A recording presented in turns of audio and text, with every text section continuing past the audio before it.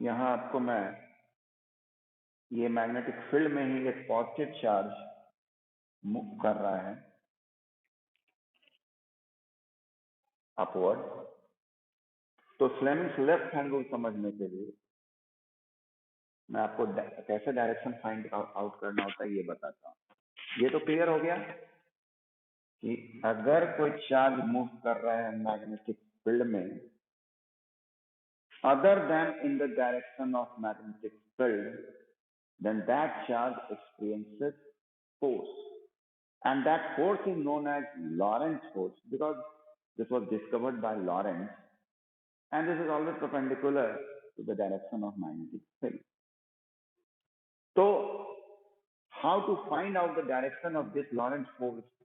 We use Fleming's left-hand rule, in which forefinger indicates the direction of magnetic field lines, central finger indicates the direction of current, and after placing these two fingers along these two lines, wherever the thumb will point out, that will be the direction of force. For example, suppose that this is the direction of magnetic field. This line is the direction of magnetic field. And positive charge is moving upward. Then we have to find out the direction of Lorentz force which will be experienced by this charge. तो कैसे करेंगे? Magnetic field रख लिए field की तरफ, current positive है, ठीक है, जिधर पॉजिटिव चार्ज फ्लो करेगा उसी तरफ। थंब क्या इंडिकेट कर रहा है? इनवर्ड, है ना, इनवर्ड, यानी ये चार्ज को अंदर की ओर फोर्स लगेगा। Okay, now we will discuss motor. Firstly we should know that what is motor. Motor है क्या? आप क्या करते हैं मोटर के लिए? करते क्या है? आपके घर यदि मोटर है तो आप क्या इनपुट देते हैं और क्या आउटपुट पाते हैं, ये पहले सोचना है। इनपुट में आप क्या करते हैं? उसमें इलेक्ट्रिकल एनर्जी देते हैं, और आउटपुट में आप क्या पाते हैं कि वो एक्सल घूमता है। चाहे आप उस मोटर का उपयोग वॉशिंग मशीन में कर रहे हो, क्योंकि वॉशिंग मशीन में भी मोटर लगा होता है, वो उसको घुमाता है ड्रम को। चाहे आप मिक्सर ग्राइंडर का इस्तेमाल करते हो, उसमें मोटर है, ब्लेड जो है मोटर से कनेक्टेड रहता है ना। मुझे एक याद आ जाता है एग्जाम्पल हमेशा कि अभी आप लोग पेन ड्राइव से जो गाना सुनते हैं, हम लोग के टाइम में कैसेट हुआ करता था, कैसेट प्लेयर। उस कैसेट प्लेयर में क्या होता था? दो घूमने वाला एक्सल लगा रहता था, और उसी में कैसेट को ऐसे लगा दिया जाता था और वो उसको घुमाता था, उसमें रील लगा रहता था और वो गाना बजता था। तो बेसिक तो सारे का मोटर ही है। बहुत सारा चीज हमारा जो इक्विपमेंट इलेक्ट्रिकल डिवाइसेस बना हुआ है उसका बेस है मोटर, है ना। हाँ, फंक्शन उसका, अब जैसे आटा चक्की, जहाँ गेहूं आप पिसाने जाते हैं तो क्या है? वो भी मोटर ही, बस उस बड़ा सा उसमें एक्सल लगा हुआ है और उसमें पट्टी लगा रहता है और इधर एक ग्राइंडिंग स्टोन रहता है जो कि उसको पीस देता है। तो करते क्या है? देते हैं उसको इलेक्ट्रिकल एनर्जी, पाते क्या है? मैकेनिकल वर्क, है ना। तो motor is a device which converts electrical energy into mechanical energy. First we have to know, and second, we should know that what is the principle of electric motor, and आपको ये जानना चाहिए कि ये जो मैं डिस्कस कर रहा हूँ that is DC motor. DC motor यानी डायरेक्ट करंट, यानी यहाँ मैं बैटरी का इस्तेमाल करके ये मोटर चला रहा हूँ, ये याद रखिएगा। सिलेबस है डीसी मोटर। तो ये किस प्रिंसिपल पे बेस्ड है? पहले तो आपको लिखना होता है। मोटर अगर आया एग्जाम में तो सबसे पहला काम करेंगे कि उसका एक शॉर्ट डेफिनेशन लिख देंगे। सेकंड हमारा तरीका होना चाहिए, कोई डिवाइस वगैरह अगर है तो उसका प्रिंसिपल लिखना चाहिए। उसके बाद उसके जो मेन पार्ट्स हैं वो लिखना चाहिए, जिस जो एंड देन वर्किंग। ये एक होल जानकारी हुआ आपको किसी इलेक्ट्रिकल डिवाइस का। First is what its definition, second is principle, third is its construction and the fourth is working. Exam में क्या आता है, वर्किंग और कंस्ट्रक्शन दोनों नहीं है, या तो कंस्ट्रक्शन आएगा या वर्किंग आएगा। लेकिन आपका एक वहां पर ड्यूटी बनता है कि आप दोनों केस में डेफिनेशन और प्रिंसिपल जरूर लिख दिया करेंगे। तो डेफिनेशन तो हम लोगों ने पढ़ लिया। प्रिंसिपल क्या है कि it is based on the fact that when a current carrying coil जैसे देखिए ये मैंने यहाँ पर बैटरी लगाया हुआ है ना। तो this is current carrying coil, current इसमें जाएगा ना, ये आर्मेचर कहते हैं। current carrying coil, this is current carrying coil, is placed in where? Magnetic field. इधर भी मैग्नेट है, इधर भी मैग्नेट, एक ही मैग्नेट के दो व्यू को दिखाया गया है। ये नहीं कि दो अलग अलग मैग्नेट है। ये मैग्नेट हॉर्स टाइप का होता है, ठीक, जिसके कारण बीच का स्पेस जो हुआ वो मैग्नेटिक फील्ड हो गया। अगर दो सेपरेट मैग्नेट लेते तो उसका नॉर्थ इधर हो जाता, साउथ इधर आ जाता और यहीं पर मैग्नेटिक फील्ड बन जाता, इधर से उधर नहीं जाता, है ना। इसलिए एक ही मैग्नेट को यहाँ दिखाया गया है ताकि बीच का जो एरिया है वो मैग्नेटिक फील्ड उसमें रहे और एक डायरेक्शन में रहे। तो principle is that when a current carrying coil is placed in a magnetic field, that coil experiences a torque, ठीक है, torque, और due to this torque coil begins to work, ठीक है। टॉर्क शायद आपको कुछ जानकारी होगी। This is the effect of force. Torque क्या है? इफेक्ट ऑफ फोर्स है, यानी फोर्स का वह इफेक्ट जिससे कोई ऑब्जेक्ट रोटेट हो जाए, that is called torque. Torque is effect. कैसे समझिए, अगर मैं इस ब्लॉक में यहां पर फोर्स लगाया, बीच में एकदम सेंटर या यहां पे लगा रहा हूं, तो ये सीधे जा रहा है। अगर बीच में भी लगाया तो ये सीधे जा रहा है। लेकिन अगर मैंने किनारे लगा दिया तो ये रोटेट कर गया। At this point, the effect of force is to rotate. Therefore, here we will say torque. एक छोटे पैमाने पे आप टॉर्क यही समझें कि फोर्स का वह इफेक्ट जो किसी ऑब्जेक्ट को क्या करे, रोटेट कर दे। ये कहा जाता है ना point of application. Point of application जैसे आप फोर्स कहाँ, इस डस्टर से 3 जगह लगा सकते हैं, मेन आपको जो बताया जा सकता है, एक बॉटम, एक यहाँ और एक अपर पॉइंट पे। अगर आप बॉटम पे, this will be known as point of application, कहाँ पर आपने फोर्स लगाया। अगर आप यहाँ लगाएंगे तो ये ऐसे हो जाएगा, अगर आप यहाँ लगाएंगे तो ये सीधा भागेगा, अगर आप यहाँ लगाएंगे तो ये रोटेट करेगा। तो this is the effect of force which is rotating the object, and this is known as torque. समझ गए? Rotating effect of force. क्या बच्चे है ना भाई, पार्टिसिपेंट है कि नहीं कि हम खाली अकेले बोल रहे हैं, देखना पड़ेगा। ये हम लोगों ने जाना कि what is the main part inside the motor. First here we place one horseshoe magnet, this magnet, to create magnetic field, and this is a rectangular coil. We should level it ABCD. and the rectangular coil which is wounded by the insulated copper wire to pass current through it is known as armature coil. क्या होता है, एक rectangular coil लेते हैं जिसमें हम लोग number of turns of insulated copper wire लगाए रहते हैं, ठीक है। This is split ring. Split ring मैं समझा देता हूं। टूटा हुआ रिंग, और टूटा हुआ रिंग पूरा नहीं है, स्प्लिट, और ये वेल्डेड रहता है, याद रखिएगा, इससे कॉइल से वेल्डेड रहता है, यानी वेल्डिंग किया रहता है, जुटा रहता है, connected. And this is carbon brush.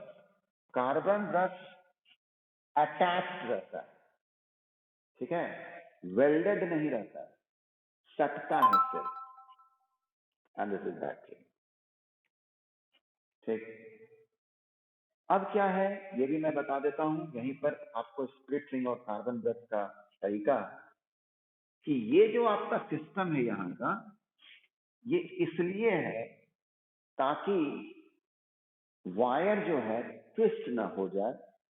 इस चीज से ओवरकम होने के लिए ये सिस्टम लगाया गया।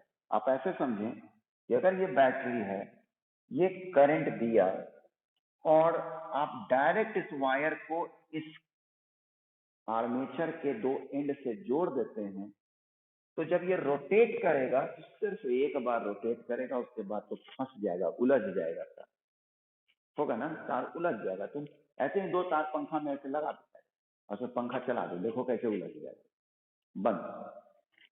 तो वो चीज ना हो, इसके लिए ऐसा किया गया है। तो ये स्प्लिट रिंग वेल्डिंग किया हुआ है। अब देखो कैसे हुआ कि जो हमारा लीनियर पाथ में जो करंट जा रहा है उसको कैसे संभव कर दें उस वायर में जाने के लिए जो रोटेट कर रहा है। बात समझो, तार आपका करंट ऐसे जाए और भेजना जहां है वो हमेशा रोटेट कर रहा है, वैसे में भेजना, तो सिस्टम बदलेंगे ना भाई।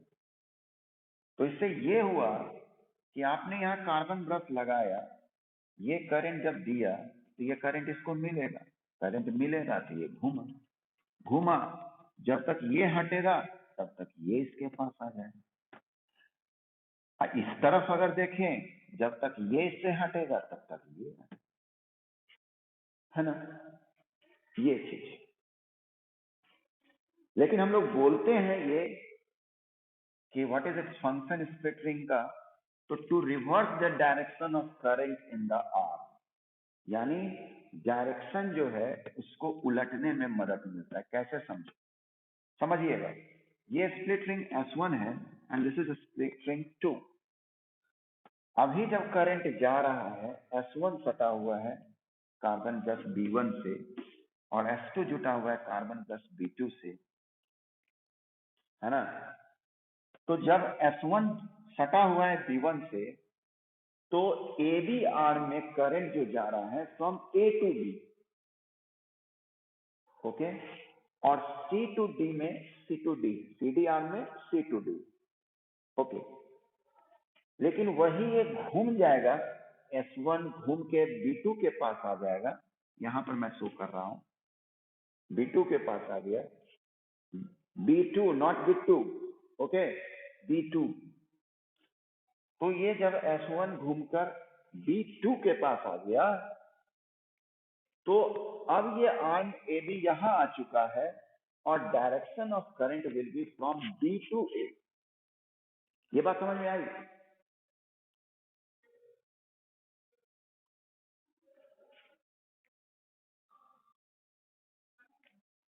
अब आए नेक्स्ट, ये तो हो गया हमारा स्प्लिटिंग, हो गया कार्बन ब्रश।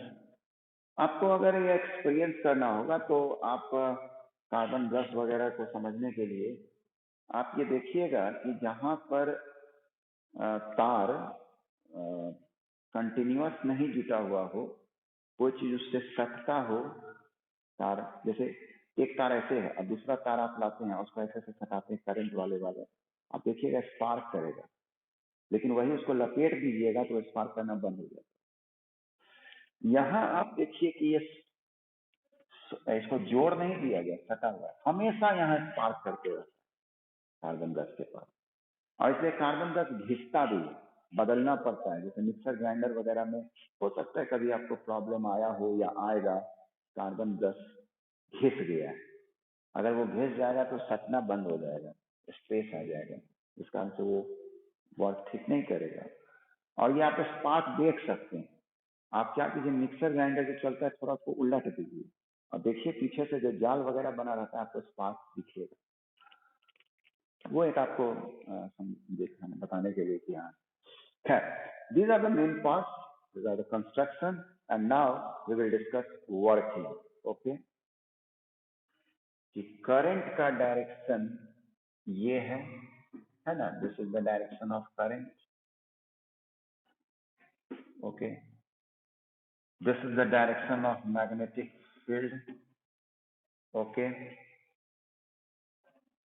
ठीक है ना. Which hand we will use, which rule we will use here? Fleming, बोलिए, लेफ्ट या राइट?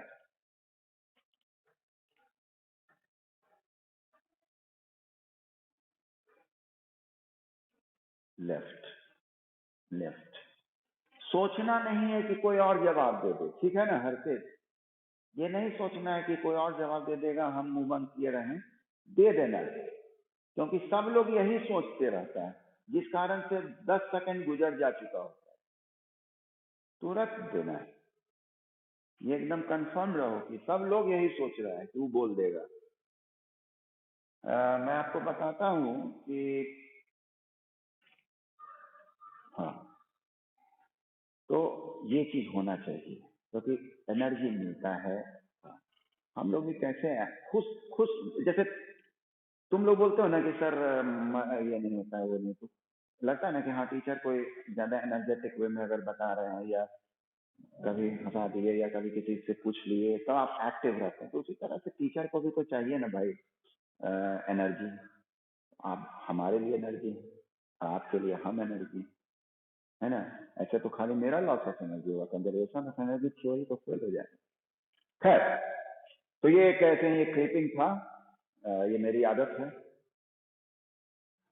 ठीक है, तो वर्किंग वर्किंग यहाँ पर देखें तो वर्किंग में क्या हुआ कि ये करंट जा रहा है, this is the direction and this is the direction of magnetic field.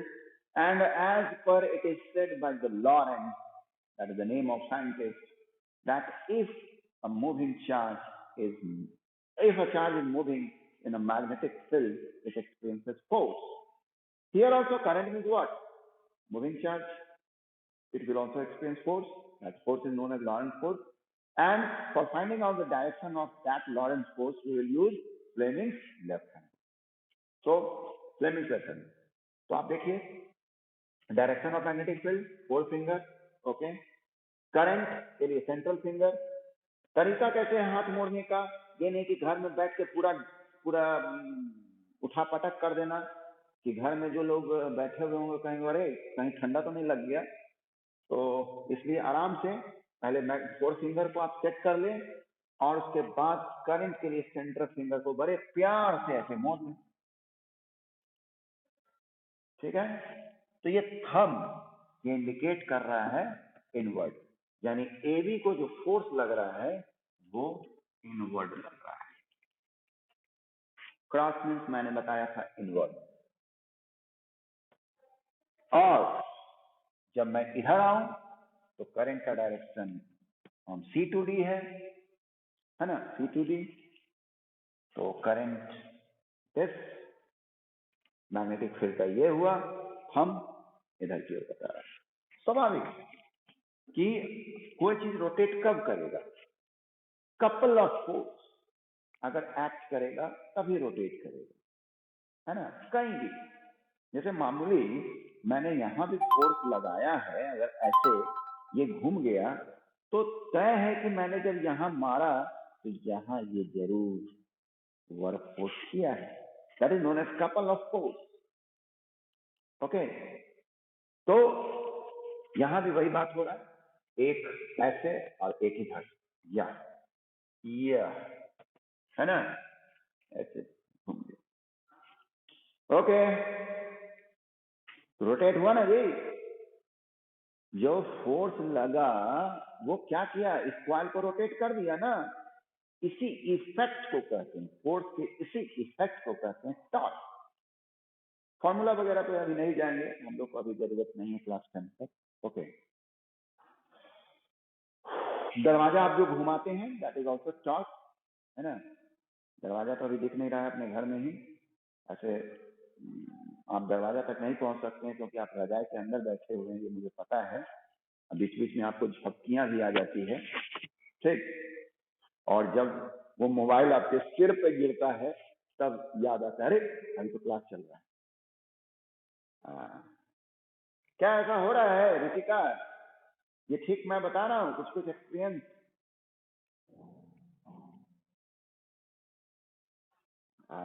होता होगा। तुम बड़ा जबरदस्ती बोल रहे हो, जैसे लग रहा है कि बोल रहे हैं तो तुम मानना ही पड़ेगा। अच्छा अच्छा, दवाई ववाई खाई? ओके, गलाला करो, गलाला गार्गल करो, ठीक है ना। तो ये हो गया आपका वर्किंग। देखो अभी सब टीनेजर हमेशा ये समझता है कि उस सारे लोग उसी को देख रहे हैं, है ना, उसके चेहरे को ही देख रहे हैं, उसके चलने को देख रहे हैं, उसके कपड़े को देख रहे हैं टीनेजर में। और हम लोग के एज में आते पर लगता है कि हमें कोई नहीं देख रहा। इसीलिए यही समझ के चलिए, कोई किसी को नहीं देखता है, ठीक है। थोड़ा बहुत देखा, उतना एनालिसिस कोई नहीं करता है। आगे बढ़ते हैं, वर्किंग। वर्किंग तो हो गया जाए, उसके बाद EMI है ना तेजस्वी।